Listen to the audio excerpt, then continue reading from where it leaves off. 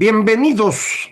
Esto es Fuera de la Caja. Yo soy Macario Esquetino y le agradezco mucho que me acompañe en esta revisión de lo ocurrido la última semana de enero, incluyendo el domingo 1 de febrero. Yo grabo para usted este lunes de asueto en remembranza de la Constitución mexicana, que, como usted recuerda, se promulgó el 5 de febrero de 1917. 109 años va a cumplir. Se usó poco, pero se ha cambiado mucho, eso sí. Bueno, esta semana tuvimos noticias relevantes, me parece, en el mercado financiero. El jueves y viernes han continuado hoy lunes por la mañana, aunque nosotros tenemos asueto, el resto del mundo sí está operando, y tuvimos un ajuste brusco en los metales preciosos. Fundamentalmente el oro y la plata tuvieron una gran caída el viernes. Ya se había notado desde el jueves. Preguntándole a los que saben, me dicen, ¿ves? Es por el potencial nombramiento de este señor Kevin Warsh a la Reserva Federal. Ese nombramiento se materializó el viernes por la mañana y ¡pum! Vino la caída grandototota. Eh, Hoy lunes está cayendo, pero poquito, como que ya se estabilizó. Aún con esta caída, el oro sigue teniendo un incremento de 8% en lo que va del año. Es un montón. Elevado anual 100%. Entonces, un montón todavía de incremento.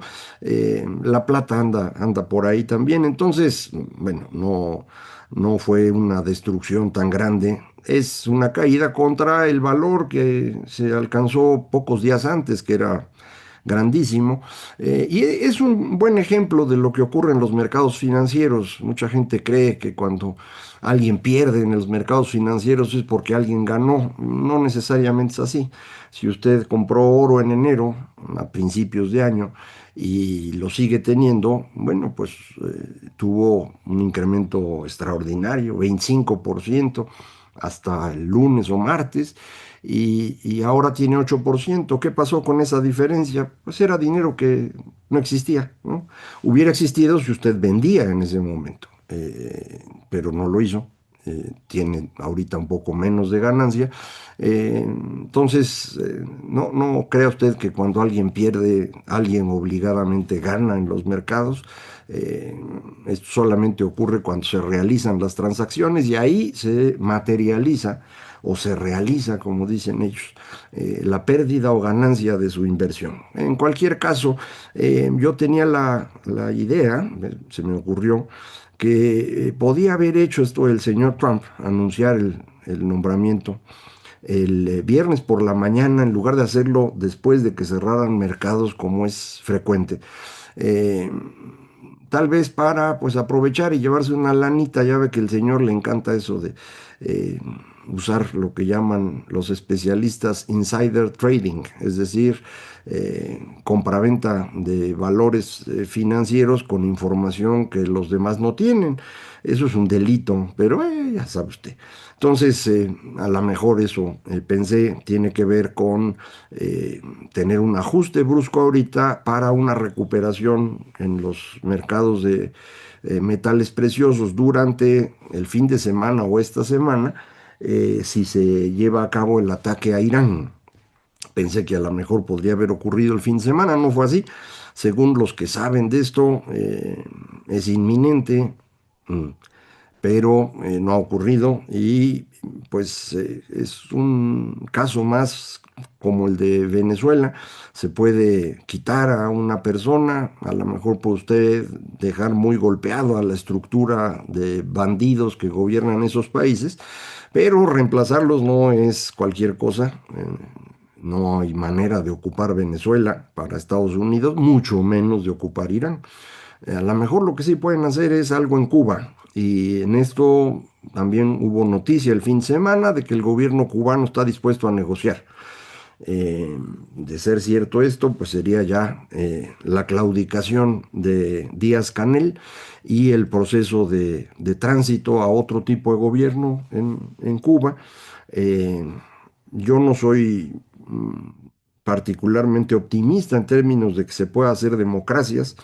Y la razón fundamental es que aquí en América Latina no estamos todavía en condiciones de hacer democracias estables. Lo más que hemos logrado fue en Chile y se vino abajo en los últimos años.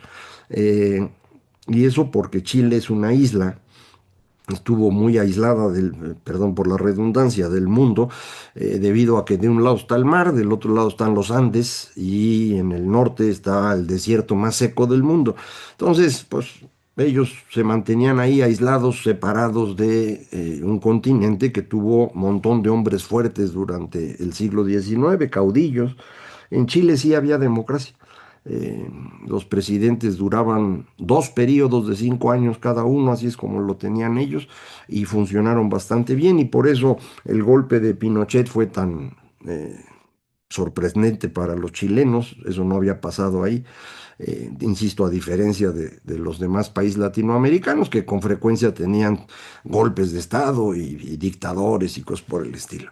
Pero, insisto, nosotros en América Latina hemos mantenido una estructura social que se construyó más o menos en el siglo XVII, fundamentalmente aquí en México, en Perú.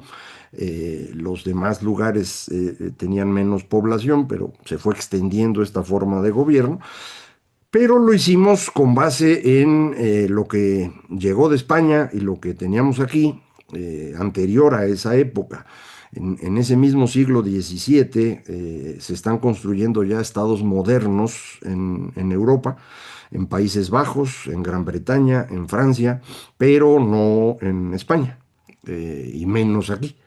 Entonces, para nosotros esto de la ciudadanía no es un asunto que hayamos ya resuelto. Seguimos sin tener suficientes ciudadanos en México y eso es lo que hace difícil sostener una democracia. No hay ciudadanos. Por eso mismo no hay Estado de Derecho. Y cuando me refiero a que no somos ciudadanos, quiero decir que no hemos asumido nuestro papel como individuos que tenemos derechos. Hoy mismo en el Universal, Leonardo Curcio escribió su colaboración de todos los lunes. En esta ocasión menciona el caso que vio en televisión de una joven que tuvo que endeudarse para poderle poner un marcapasos a su mamá porque en la clínica donde la atendían pues no le podían poner eso. El gobierno mexicano no tiene ni medicinas, ni equipos, ni nada. Y bueno, pues esta joven que tuvo que endeudarse, pues está pagando muchos intereses, la deuda se la está comiendo, y su reclamo es que el banco cobra demasiado. No está reclamando que no le pusieron el marcapasos, que es lo que el Estado debió haber hecho, ¿no? Está reclamando que le cobran mucho.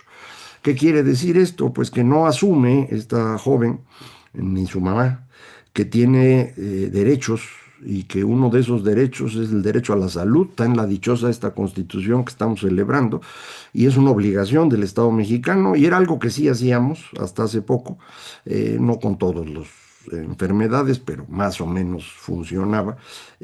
Habíamos tenido un gran avance con el Seguro Popular que ayudaba a financiar muchos de los padecimientos que resultan catastróficos en términos de patrimonio de las familias. Entonces, no le reclaman al gobierno mexicano por incumplir. Se quejan de que les están cobrando mucho, pero no el gobierno, los bancos. Y esto es un cuento sobre el que hemos vivido durante muchísimo tiempo, eso lo aprendió usted en la escuela. Los malos son los gringos, los españoles, los bancos, los empresarios, la iglesia, pero el gobierno nunca es malo, el gobierno está ahí para ayudarlo a usted porque usted es pueblo. Bueno, pues en ese cuento es imposible hacer ciudadanía y nos ha costado muchísimo trabajo. Yo no sé, a lo mejor la mitad de los mexicanos son ciudadanos, están dispuestos a defender sus derechos individuales, a elegir a sus gobernantes, a presionar a sus gobernantes, a expresarse públicamente, pero no todos. y esta falta de ciudadanía pues es la que nos impide construir estas democracias estables o un Estado de Derecho en forma. Eh, Al no contar con ciudadanos, la organización social se realiza pues como se había hecho en el siglo XVII o en la versión cardenista del siglo XX a través de corporaciones. La gente se agrupa, ya sea en el lugar donde vive, en su barrio, en su región, o a través de la función que realizan los campesinos, los albañiles, los taxistas, y esta organización es la que va a resolver los problemas, no el Estado. Hay una conexión a la mejor con distintos niveles de gobierno a través de estas organizaciones cuyos líderes tienen este poder derivado de la organización, con eso van y negocian, traen de regreso cosas y esto pues funciona, pero pues es una forma de organización social que no es compatible con la democracia, es compatible con esquemas de gobierno que tuvimos en otras épocas. Esto que le estoy comentando no le debe sorprender si usted me hizo favor de leer Conspiraciones, el libro más reciente, o si me acompañó en las emisiones que hicimos para platicarlo. Ese es, entiendo yo, pues lo que encontré al investigar el tema. Eso es lo que nos impide convertirnos en un país moderno, democrático, con crecimiento económico, con investigación de verdad. No lo podemos hacer porque nuestra estructura social no ha llegado a ese punto. Hemos avanzado mucho, nos quedamos cerca, pero no lo logramos. Tuvimos una involución con la llegada de López Obrador, que fue destruyendo instituciones y bueno, pues ahora estamos donde estamos. Al respecto, este fin de semana hubo una noticia también, este domingo, el señor Adán Augusto López deja la coordinación de Morena en el Senado, sigue siendo senador, pero se va a dedicar a la organización territorial para la elección del 27. Por ahí algunos columnistas dicen, la verdad es que se quiere ir de embajador, pero no le aceptaron, en donde pidieron el visto bueno del gobierno que lo debía recibir. Entonces están buscando otro lugar y pues en lo que llega a eso ya había que quitarlo. Y entonces aquí hay distintas interpretaciones, ¿no? Yo no sé cuál es la buena. Eh, Algunos dicen es una muestra clara de que la señora Sheinbaum se está imponiendo a López Obrador. Yo no coincido con eso, no lo percibo así. Creo más bien que es una decisión del mismo López Obrador, que debe haber acordado con la señora Sheinbaum o instruido a la señora mencionada, para que quitaran a Adán Augusto de una posición demasiado peligrosa, digámoslo así, en términos de lo que ha ido avanzando la presión de Estados Unidos sobre el gobierno. Ya sabe usted, todo lo que tiene que ver con crimen organizado, la detención de este señor Requena, de apellida, que trabajaba con Adán Augusto y que se dedicaba a ser también al mismo tiempo el líder de la barredora allá en Tabasco. Entonces, lo quitarían, pienso yo, un poco para quitarle presión al gobierno de Sheinbaum desde Estados Unidos y un poco para tratar de agruparse alrededor de López Obrador, su gente cercana, frente a esto que pues parece va a ir avanzando continuamente. Vamos a ver cómo se acomodan.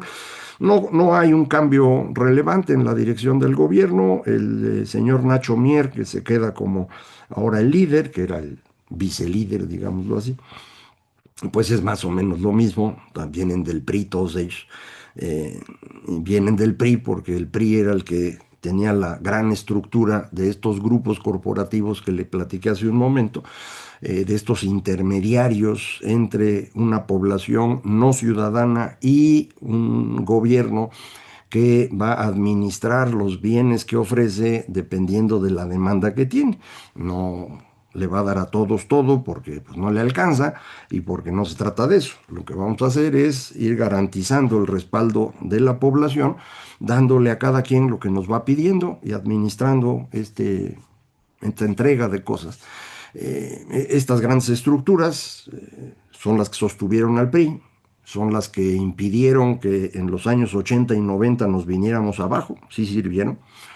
Eh, y pues ahora se movieron con Morena y pues es la misma estructura, pero no depende como en los tiempos del PRI del presidente, depende del observador, que no es presidente. Cuando él acumula el poder durante su gobierno, no lo acumuló en el puesto de presidente, lo acumuló en su persona.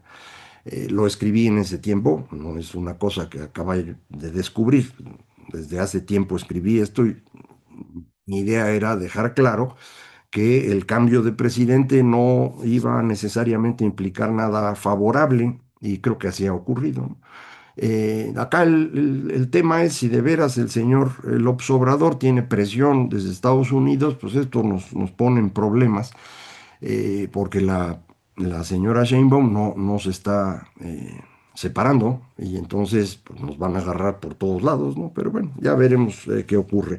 En términos del señor Trump, hubo un artículo muy bueno este viernes en el Financial Times. Todos los viernes escribe un señor que se llama John Byrne Murdoch, que hace grafiquitas, hace muchos numeritos, así como yo. Y ahora puso un artículo en el cual quiere evaluar de qué tamaño es la destrucción de la democracia en Estados Unidos por parte de Trump y lo hace comparando con lo ocurrido en cuatro países, Turquía, Rusia, Hungría y Venezuela, la Venezuela de Chávez. En el tiempo, cómo se fueron perdiendo temas asociados a la democracia, el uso de la fuerza pública contra los ciudadanos, persecución de adversarios políticos, destrucción del poder judicial, el servicio civil, es decir, del gobierno, de la parte administrativa. Entonces hace una grafiquita y dice, "No, hombre, Trump está destruyendo a la velocidad del rayo. Nadie había hecho algo así en estos cuatro países con los que compara. Ya después de espantarnos con esa gráfica, pone otras dos en donde dice, pero la destrucción es de corto plazo, porque la mayor parte de la destrucción la ha hecho a través de decretos, executive orders le llaman en Estados Unidos, y no es una destrucción institucional. Por lo tanto, dice el señor Byrne Murdoch, esperaríamos que en la elección intermedia pues ganen los demócratas y con eso se empiece a equilibrar un poco el sistema. Al respecto, las encuestas en Estados Unidos acerca de quién puede ganar la elección en noviembre, la elección intermedia, le dan a los demócratas más o menos 5 puntos de ventaja. Los revisé hace un ratito. Algunas dan 4, otras dan 6, otras dan 5, promedio 5. Lo revisé en un sitio que no es culpable de ser izquierdista. Es un sitio que se llama Real Clear Politics. Y ahí tienen encuestas. Y este sitio ha sido tradicionalmente centro derecha, ¿no? Entonces, pues, son confiables para esto. 5 puntos ya implicaría sin duda la pérdida de la Cámara de Representantes, eh, pero con un poquito más perderían también el Senado los republicanos. De hecho, este fin de semana hubo elecciones en Texas, elecciones especiales, y los demócratas barrieron a los republicanos, incluso en distritos que eran naturalmente republicanos. Son señales de que le puede costar mucho al señor Trump mantenerse y si llega a perder las dos cámaras lo van a enjuiciar de inmediato y lo van a quitar de la presidencia. Él no quiere, obvio, ¿no? De hecho, pues él sigue jugando con la idea del tercer periodo. Ya le había yo comentado, hasta ya está hablando de un cuarto periodo. Solo Dios sabe si va a terminar este, pero ya anda buscando otros más, ¿no? Es su estilo, ¿no? Aquí la gran preocupación es que las elecciones en Estados Unidos realmente funcionen. Hay muchísima presión. Los republicanos siguen insistiendo que los demócratas solo ganan porque traen inmigrantes ilegales y los llevan a votar en estados donde no piden identificación, que además han hecho trampa. Este rollo lo traen desde hace rato. Es igualito a lo que hizo López Obrador aquí en 2006. Perdió, no lo aceptó, inventó el cuento del fraude y sobre ese cuento fue construyendo la narrativa con la cual llegó al poder y destruyó la democracia. Mm. Bueno, Trump ha hecho lo mismo. Perdonó a todos los que participaron a instancias suyas en el intento de golpe de Estado del 6 de enero de 2021, el ataque al Capitolio, usted recuerda. También ahí nos insisten los amigos de Trump que no, que fue una manifestación pacífica, que solo fue la policía la que causó los problemas. Pero bueno, ya sabe usted, es imposible tratar de convencer a quien no quiere escuchar ni ver la realidad. Y para eso somos especialistas los seres humanos, ya lo platicábamos. Lo escribí en la semana también pasada para un poquito dejar por escrito las ideas acerca de el tribalismo, como en momentos de incertidumbre tratamos de refugiarnos en nuestro grupo. Y esto implica empezar a aceptar lo que dice el grupo más que la realidad. Se genera una disonancia cognitiva y usted ya sabe, cuando hay disonancia cognitiva, lo que cambia no es la aceptación de la realidad, sino nuestra forma de interpretarla para que siga siendo lo que nos da tranquilidad. Y lo que nos da tranquilidad es la pertenencia al grupo. Entonces, bueno, eso pasa. Le insisto, yo hago un esfuerzo consciente por evitarlo, lo cual no significa que lo logre, pero lo intento, tratando de ver los datos, ¿no? Y cuando hay datos que me llevan en una dirección distinta a la que yo pensaba, pues pienso distinto. Tampoco es una cosa tan complicada. Pero bueno, en eso estamos. Esto significa que 2026 va a ser un año muy complicado en Estados Unidos. Sigo con dudas de que haya elecciones o de que sean limpias. El mito del fraude lo va a utilizar Trump hasta donde pueda, porque sabe que si pierde, perdió todo. Y él no está dispuesto a hacerlo. Y los seguidores de él que están en el gobierno, que ya han cometido delitos o literalmente crímenes, menos van a perder, porque todos van a ser juzgados. Entonces, pues ya esto lleva a una confrontación muy clara. Y esas confrontaciones nunca son buenas, pero en esa dirección vamos en Estados Unidos. Aquí adentro, como ya platicábamos, esta dificultad de construir ciudadanía nos ha impedido tener una democracia estable. No es una cosa que estemos mejorando ahorita, creo que estamos perdiendo ahí. Vamos a ver qué ocurre porque también este fin de semana conocimos datos económicos, ya sabe usted, el PIB creció 0,5 o 0,7, depende cómo lo mida, es más o menos la misma cosa. Todo ese crecimiento vino de comercio exterior. Aquí al interior es una tragedia. El consumo tuvo un año malo, desde el cuarto trimestre del 24 hasta el tercero del 25. El cuarto trimestre del 25 se ve bonito porque compara con el cuarto del 24 que ya era muy feo. Pero pues sigue bastante chafita el consumo. No creo que mejore porque no veo que se esté generando empleo. Ya veremos cuando salgan más datos. Em, la inversión está hundida. Entonces, bueno, crecimiento no hubo. Salieron finanzas públicas también. Y el dato más espectacular ahí es que los requerimientos financieros del sector público para el año 2025, que es el déficit más amplio, estuvo en 4,8% del PIB. Este numerito es el que en teoría debió haber sido 3,9. Eso había ofrecido Hacienda. Luego le fueron cambiando y dijeron que no hablaban de ese, sino del otro déficit, y que ese iba a terminar en 4,3, con varios ajustes por ahí. El déficit medido como ingresos y gastos del sector público normalitos cerró en 3,9. Pero el déficit amplio, que incluye otros gastos que no aparecen en ingresos y gastos del sector público, se fue 4,8.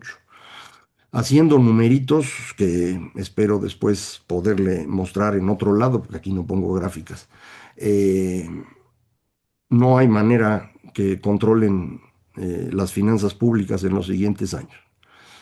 Si seguimos como vamos, el déficit estaría creciendo a 5, 5 y cachito, y casi llegando a 6% muy pronto. Si no quieren que eso ocurra y lo quieren mantener en 4,5, necesitaríamos crecimientos de la economía del orden de 5 o 6% real en los siguientes años, incluyendo este. Eso no va a pasar. Entonces, esa presión implica que el gobierno le va a costar mucho trabajo seguir cumpliendo obligaciones. Hay unas obligaciones que son legales, las que tienen que ver con sus propios trabajadores, con nosotros los jubilados, con los estados por la ley de coordinación fiscal y con los acreedores, el costo financiero. Eh, la obligación política es con todos estos a los que incluyeron en sus pensiones no contributivas y sus becas y demás, que son las que han generado el problema y que ahora no hay cómo cubrir. Eh, lo pueden diluir con inflación, pero eso implicaría que la gente se enoje. Podrían cancelarla, sería peor todavía. Entonces, el apoyo popular a estos señores no está garantizado. Recuerden, no son ciudadanos. Entonces, no piensan en términos de derechos individuales como el derecho a la salud, el derecho a una educación razonable. No, lo que ellos creen que tienen derecho es a que le estén dando dinero. Y si ese dinero no llega, se nos van a enojar. Y todas las estructuras sociales que funcionan como el mecanismo de intermediación entre la población y este gobierno dependen de eso. Esa fue la razón por la cual el PRI las empezó a perder. Y al final perdieron todo y se fue a Morena. Pasó un cacho por el PRD, pero todo se fue a Morena al final. A lo mejor ahora se quieren ir, no sé a dónde, ahorita todavía eso no está claro, pero pues, la estabilidad del gobierno actual no está garantizada. Presiones desde Estados Unidos, presiones desde las finanzas públicas y su muy natural incompetencia. Pero bueno, a ver qué pasa, lo vamos a seguir platicando por aquí todas las semanas. Muchísimas gracias. Esto fue Fuera de la Caja.